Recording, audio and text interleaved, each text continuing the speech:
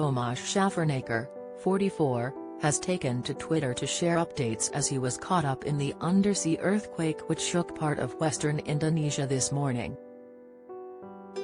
The BBC weatherman admitted the experience was somewhat unsettling as he felt an explosion deep underground before being briefly jolted upwards. Tomasz took to Twitter to share what had happened in view of his 97,200 followers with a video of the unsettling weather and how close he was to the 6.2 magnitude undersea earthquake in Indonesia. He wrote, "It's not often that you get to experience a thunderstorm and an #earthquake at the same time. Like something exploded deep underground and briefly jolted us upwards. Somewhat unsettling but interesting. Restaurant staff were even startled for a second. I won't forget this quake storm."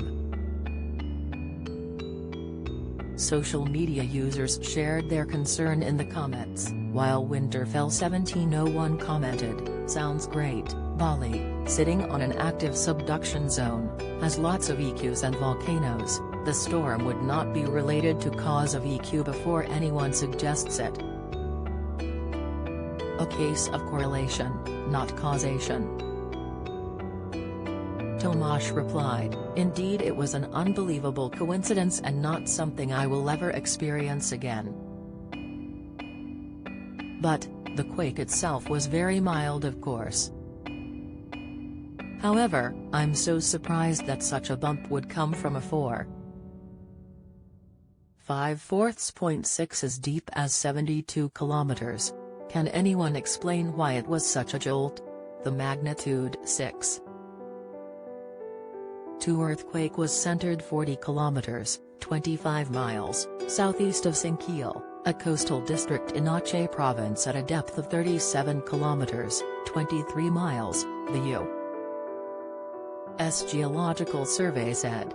No tsunami alert was issued by Indonesia's Meteorology, Climatology and Geophysics Agency and there were no immediate reports of serious damage or casualties.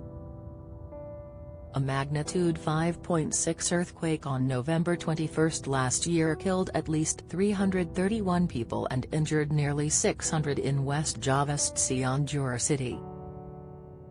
It was the deadliest in Indonesia since a 2018 earthquake and tsunami in Sulawesi killed about 4,340 people.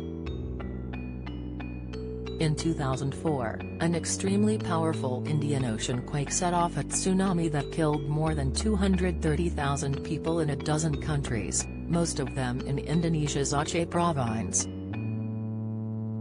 This comes after Tomasz took to Twitter last year to admit that he had been busted for wearing trainers on the BBC weather show. As some viewers grumbled about an alleged lack of professionalism, Tomasz dismissively declared that anyone complaining over footwear was a bore, and cheekily advised them to buy the same pair for £45.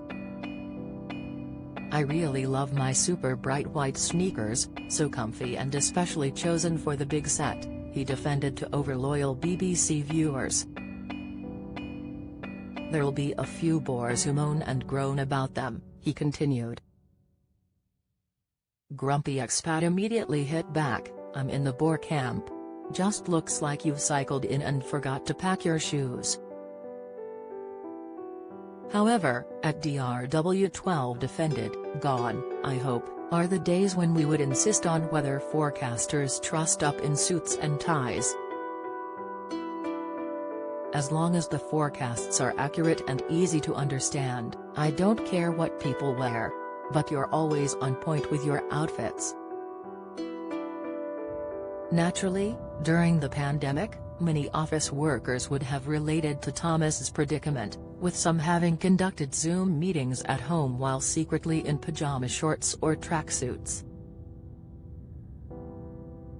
Yet the BBC is held to a high sartorial standard by some exacting viewers, who declared Tomasz unprofessional. At Valerie Elson exclaimed, "What is this outbreak of trainers amongst presenters on the BBC News? Do you all go running after the broadcast? Hardly skipping a beat, Tomasz joked back, yeah. 100%. My desk is in Oxford Street but the weather map is in Shepherd's Bush. I have to run between the two 16 times a day. Only way to stay trim. Kay Burley of Sky News also appeared on air in Trainers earlier in the year, although in her case, she clarified it was due to breaking her foot.